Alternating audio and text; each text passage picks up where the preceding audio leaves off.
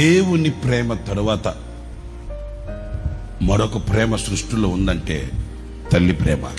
అంటే గాఢమైనది తండ్రి ప్రేమ, మధురమైనది తండ్రి ప్రేమ, శాశ్వతమైనది తండ్రి ప్రేమ, ఉన్నతమైనది తండ్రి ప్రేమ.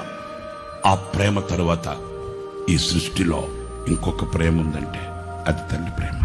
రెండు ప్రేమలు గాఢంగా కనిపిస్తాయి.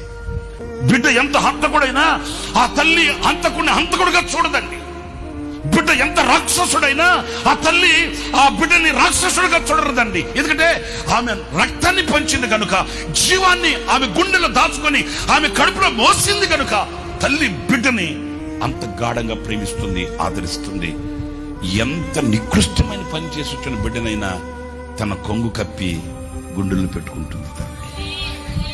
ఎంత నికృష్టమైన పని చేసిన బిడ్డనైనా, అమ్మా నా బిడ్డ అసలు నోట్లో వెళ్ళి పెట్టిన కొడకడమ్మా, నా బిడ్డ చుట్టూ మెత్తగా వెన్నపూసలు అంటాడు అంటది తల్లి. అంతే, ఎవరి తల్లైనా అంతే. ఎవరి తల్లైనా తల్లి అనే పదంలో ఉన్న మాధుర్యం అది అంతే. తల్లి అనే ప్రేమలో ఉన్న లోతు అంతే. తల్లడిల్లే తల్లి కన్నా మించి ప్రేమించి తనువు తీరే వరకు నన్ను విడువలేనంది.